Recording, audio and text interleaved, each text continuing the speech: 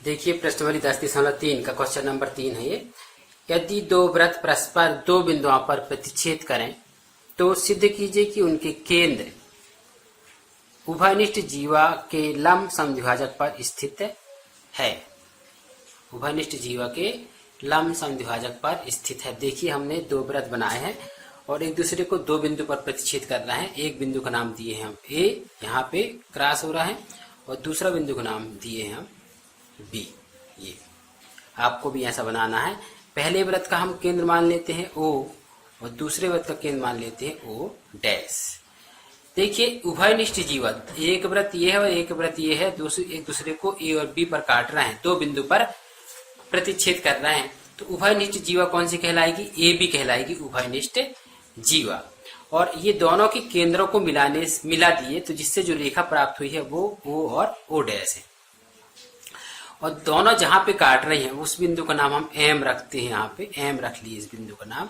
ये आपको ये सिद्ध करना है कि ये ओ ओ डैश ए बी उभयनिष्ठ जीवा को लंब समद्विभाजित करती है। लंब भी होगा और समद्विभाजित भी करेगा। तो आपको क्या सिद्ध करना है, मैं यहाँ पे बता दूं चित्र पे, ए एम बराबर एम बी सिद्ध करना है आपको। तो ये मध्य बिंदु कहलाएगा। और आपको यहाँ का जो कोण है वो 90 अंश, यहाँ का कोण 90 अंश सिद्ध करेंगे, तभी ये लंब कहलाएगा। तभी कहलाएगा कि ये उभयनिष्ठ जीवा को लंब समद्विभाजक करता है।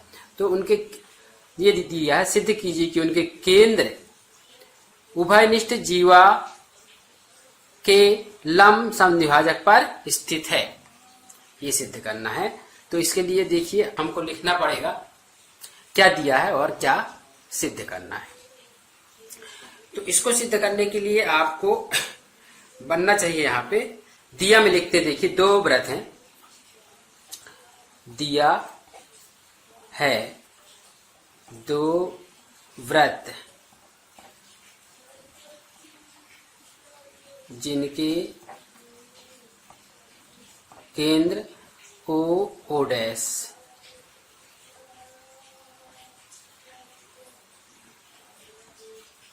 एक दूसरे, मन से लिखना है आपको भी, एक दूसरे को ए और बी बिंदु पर काटते हैं। ए और बी बिंदु पर काटते हैं। ए और बी बिंदु पर काटते हैं। ओ और ओ डैश को हम मिला दिए, यहां लिखेंगे हम, या रचना में लिख सकते हो आप। और क्या लिख सकते हैं हम? उभयनिष्ठ जीवा ए बी है, उभयनिष्ठ भुजा, उभयनिष्ठ जीवा, दोनों वृत्तों की उभयनिष्ठ जो जीवा है वो ए बी है, ये ए बी है। ये आपको लिखना है। अब क्या लिखेंगे हम? ओ ओ डैश दोनों वृत्तों को मिलाने से बनता है। ओ ओ डैश दोनों वृत्तों के केंद्र हैं। सिद्धे में क्या लिखेंगे? हमको क्या सिद्ध करना है? सिद्ध क्या करना है कि ओ ओ डैश जीवा ए बी का लंब समद्विभाजक है। ओ ओ डैश जीवा ए बी का लंब समद्विभाजक है। लंब भी होगा और बराबर भागों में बांटेगा भी। तो ये आपको सिद्ध करना है। ये तो सर्वप्रथम हम क्या करेंगे, एक लाइन रचना लिखते हैं हम, जो अलग से रचना करते हैं उसको रचना लिखते हैं। तो सबसे पहले हम ओ और ओ डैश को मिलाए, तो ये पॉइंट लिख सकते हो आपको, ओ ओ डैश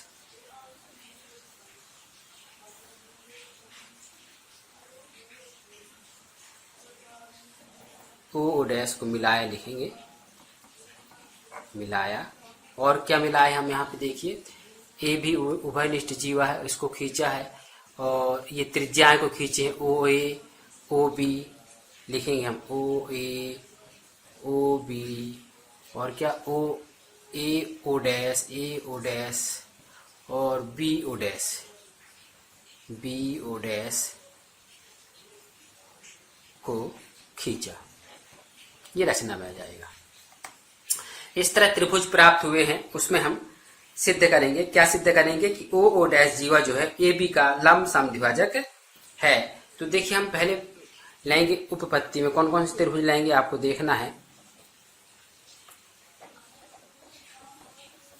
सबसे पहले हम लाएंगे, देखिए ऊपर का जो त्रिभुज है ए ओ डैश और दूसरा जो त्रिभुज है ओ बी ओ डैश, इस दोनों त्रिभुजों में हम तुलना करेंगे। लिखेंगे त्रिभुज ओ ए ओ डैश और दूसरा जो त्रिभुज है ओ बी ओ डैश में क्या तुलना करेंगे। हम देखते हैं कि इस त्रिभुज की ओ ए भुजा इस त्रिभुज की ओ ए भुजा ओ ए बराबर ओ बी लिखेंगे। पहला पॉइंट ओ ए बराबर ओ बी। वृत्त की त्रिज्याएं क्या होती हैं, बराबर होती हैं। एक ही वृत्त की त्रिज्याएं लिख सकते हैं हम, एक ही वृत्त की त्रिज्याएं हैं ये। तो एक ही वृत्त की त्रिज्याएं क्या होती हैं, बराबर होती हैं। दूसरा पॉइंट क्या लिखेंगे, इस त्रिभुज की ए ओ डैश बराबर बी ओ डैश हो जाएगा। बी ओ डैश ये भी एक ही वृत्त की त्रिज्या है ये। तीसरा पॉइंट हम क्या लिखेंगे, यहाँ पे देखिए ऊपर वाले त्रिभुज में 2 पॉइंट हमको मिल गए हैं। तीसरा पॉइंट हम लिखेंगे ओ डैश बराबर ओ डैश, क्योंकि इस त्रिभुज और इस त्रिभुज की ओ डैश उभयनिष्ठ जीवा है। ओ डैश बराबर ओ डैश कहाँ से, उभयनिष्ठ भुजा। दोनों त्रिभुज की क्या है, उभयनिष्ठ भुजा है ये ओ डैश। तो त्रिभुज क्या हो जाएंगे, सर्वांगसम हो जाएंगे। अतः त्रिभुज ओ ए ओ डैश सर्वांगसम हो जाएगा। त्रिभुज ओ बी ओ डैश की कहां से, तीनों भुजा, एक त्रिभुज की तीनों भुजाएं दूसरे त्रिभुज की तीनों भुजाएं के बराबर है। तो एस एस एस सर्वांगसमता से ये बराबर हो गए। तो जब बराबर हो गए तो हम संगत कोण को बराबर लिख सकते हैं। तो देखिए यहाँ इसको कोण 1 मान लें और इसको कोण 2 मान लें। तो कोण 1 बराबर कोण 2 लिख देते हैं। यहाँ पे कोण 1 बराबर कोण 2 हो जाएगा CP CT से। ये पॉइंट यहां से निकल के आ गया। अब देखिए आगे हम देखिए दूसरे त्रिभुज में हम करेंगे। अब हम त्रिभुज लेंगे AMO और OBM। त्रिभुज इसको हम समीकरण 1 मान लेते हैं। कौन से त्रिभुज में लाएंगे हम, OAM और दूसरा जो त्रिभुज है OBM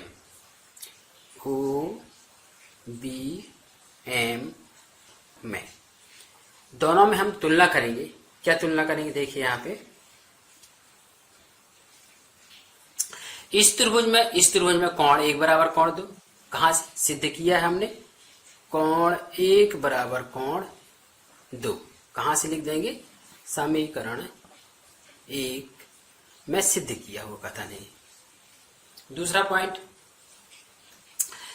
OA बराबर OB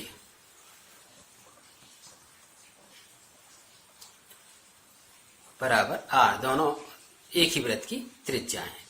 तीसरा पॉइंट हम क्या लिखेंगे, यहाँ पे देखिए OM बराबर OM, उभयनिष्ठ भुजा है ये। OM बराबर OM उभयनिष्ठ भुजा। तो दोनों त्रिभुज क्या हो जाएंगे, सर्वांगसम हो जाएंगे। त्रिभुज लिखते हैं OAM सर्वांगसम है त्रिभुज OMBK। ये कहां से कौन सा ये कोण है, देखिए भुजा कोण भुजा लिखेंगे, कारण इसका क्या जाएगा, भुजा कोण भुजा सर्वांगसम था, सर्वांगसम हो गए।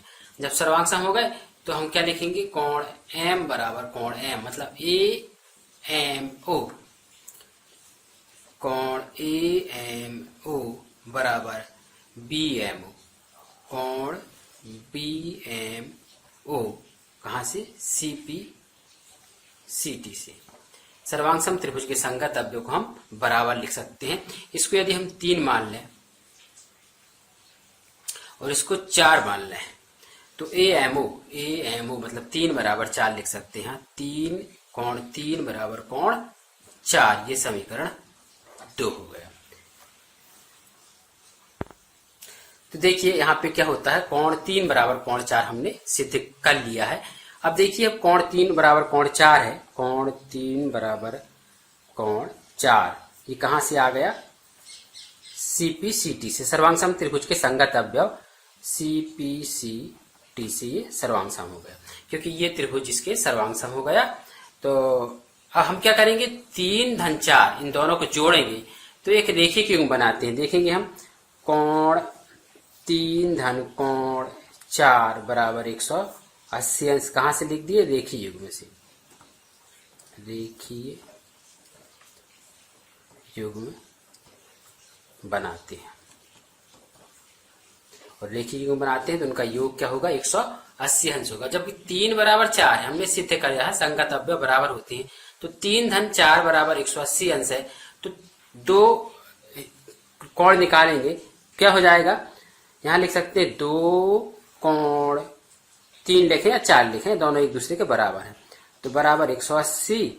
तो कोण 3 बराबर क्या हो जाएगा, 180/2।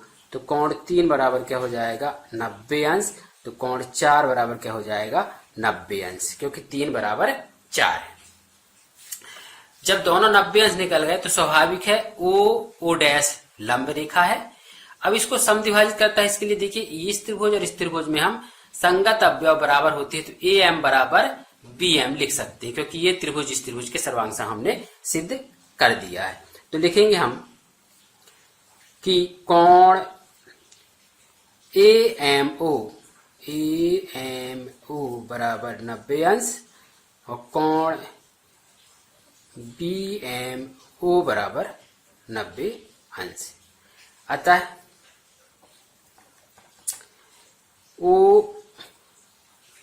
O डैश रेखा जो केंद्र को मिलाती है लंब रेखा है। एक पॉइंट यहां से निकल गया, लंब रेखा है। अब क्या निकालना है, समद्विभाजित करती है रेखा AB को। तो हम लिखेंगे त्रिभुज AMO सर्वांगसम हमने सिद्ध किया ऊपर, किसके है, AMO सर्वांगसम किसके है, OBM के सिद्ध किया है।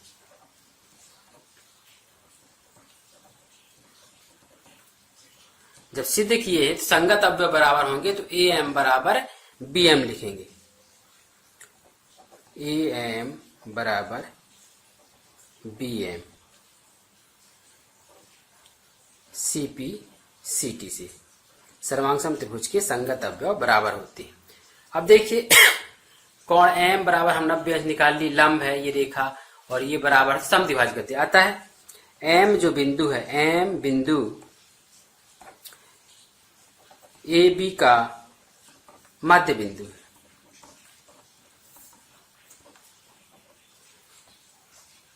अतः O डैश जो केंद्र को मिलाने वाली रेखा है, AB को लंब समद्विभाजित करती है, समद्विभाजित करती है। देखिए आपको ही मन से लिखना है ये, क्योंकि नियम के अंतर्गत आता है। त्रिभुज को सर्वांग सम बताना है, संगत अवयव बराबर करना है, तो ए एम बराबर एम बी हो जाता है। रेखिक युग्म के बारे में मालूम होना चाहिए कि रेखिक युग्म में कोणों का योग क्या होता है, 180 अंश होता है, जिससे 3 बराबर 4 निकल जाता है, तो यह एक लंब रेखा हो जाती है। इस तरह आपको विस थ्योरी लिखते बनना चाहिए, आपको चित्र के माध्यम से समझना है।